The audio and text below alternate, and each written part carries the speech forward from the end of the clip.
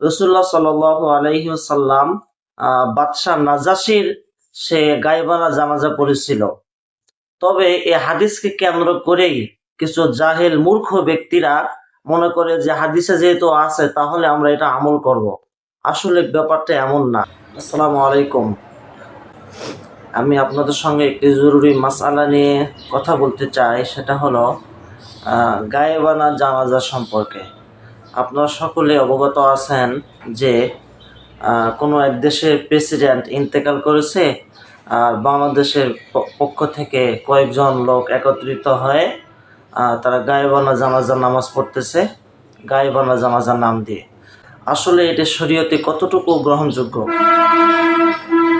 আমরা বাংলাদেশের প্রায় 90% মুসলমান তারা হানাফি মাযহাব অনুসরণ করে থাকি, হানাফি ফিক মানি। তো শরীয়তের আলোকে এই গায়েবানা জানাজা মূলত জায়েজ নেই। রাসূলুল্লাহ সাল্লাল্লাহু আলাইহি ওয়াসাল্লাম হাদিসে ইরশাদ করেছেন, যা বুখারী শরীফের 1333 নম্বর হাদিসে উল্লেখ রয়েছে যে রাসূলুল্লাহ সাল্লাল্লাহু আলাইহি ওয়াসাল্লাম বাদশাহ নাজাশির সে গায়েবানা জানাজা পড়েছিল। তবে এই হাদিসকে কেন্দ্র করেই কিছু জাহেল মূর্খ ব্যক্তিরা মনে করে যে হাদিসে যেহেতু আছে তাহলে আমরা এটা আমল করব। আসলে ব্যাপারটা এমন না। সমস্ত হাদিস আমলযোগ্য না। দেখেন, হাদিস এবং সুন্নত দুই প্রকার জিনিস। সমস্ত সুন্নত হাদিস থেকে এসেছে, কিন্তু সমস্ত হাদিস কিন্তু সুন্নত না। হাদিস এগুলো বিশ্বাসযোগ্য, মনোবারে বিশ্বাস করতে হবে, কিন্তু সুন্নত এটা হলো আমলযোগ্য। আর আল্লাহ রসুল সাল্লাল্লাহু আলাইহি ওয়াসাল্লাম বাদশাহ নাজাশির জানাজা প্রেক্ষিতে যে হাদিসটি ইরশাদ করেছেন, এটা হলো একটি হাদিস, এটি সুন্নত না।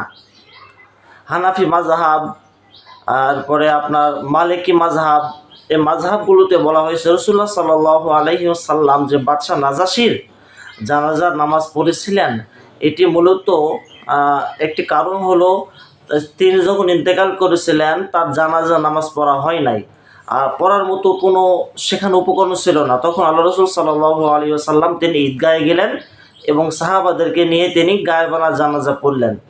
কিন্তু শাফি মাযহাবে এটি বৈধ এবং হাম্বলি মাযহাবেও এটি বৈধ উল্লেখ করা হয়েছে। তবে শর্ত দিয়েছে যে কোনো ব্যক্তি যদি ইন্তেকাল করে এবং ওই এলাকায় তার জানাজা নামাজ পড়ার মতো যদি কোনো ব্যক্তি না থাকে বা আলেম না থাকে, তাহলে দূর থেকে ওই ব্যক্তির উদ্দেশ্যে